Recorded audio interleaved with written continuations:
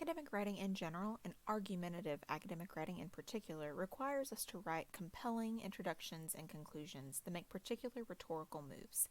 In this video, I'll explain what good introductions and conclusions look like in academic writing.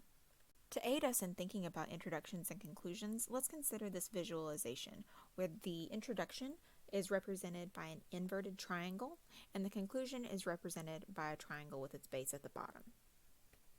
Your introduction sets your reader up for what's to come in your essay. Because of this, it needs to do particular things, including defining the scope and topic of your paper, providing background information or context, and providing your thesis statement that you'll develop and argue in the rest of your paper. So again, let's imagine your introduction as this inverted triangle. We need to make particular rhetorical moves in this introduction, so we'll outline those here. But the principle that we're working with is that in the introduction, you move from the more general to the more specific. So let's outline exactly what that means here. First, we want to contextualize. So you explain the problem or the topic that you're working with, and you put it into context. Next, you want to conceptualize. What you do here is point out the gap in knowledge or reasoning, the gap that your argument will fill. In this place, what you do is say, here's what people aren't considering, or here's where people are wrong, or here's a problem that needs to be solved. Finally, you have a resolution. You provide your thesis statement that addresses or solves that problem. And again, that thesis statement is what you're going to argue in the rest of your paper. So let's think about the conclusion. Your conclusion wraps up your paper and gives your readers more to think about. But remember that in the conclusion, you need to do a little bit more than just repeat what you said in your introduction. Your conclusion should, of course, restate the main idea or argument of your paper, but it needs to go farther than this. It needs to address what I call the so what. So again, we can visualize the conclusion as a triangle with its base at the bottom. Here, rather than moving from general to specific as we did in the introduction, we're doing just the opposite. We're moving from more specific to more general.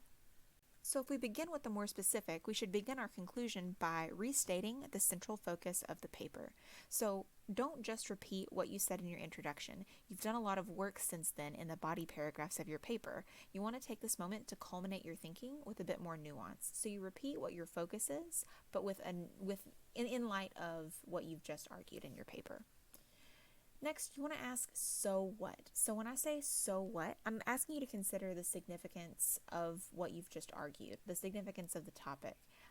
So what you're doing here is adding new significance or application to the topic overall.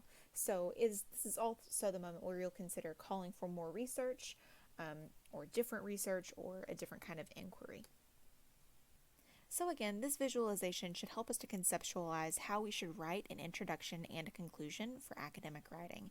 In an introduction, again, we move from more general to more specific, and that specific being the bottom point of that introduction, which is your thesis statement. And then, of course, you have your body paragraphs in the middle.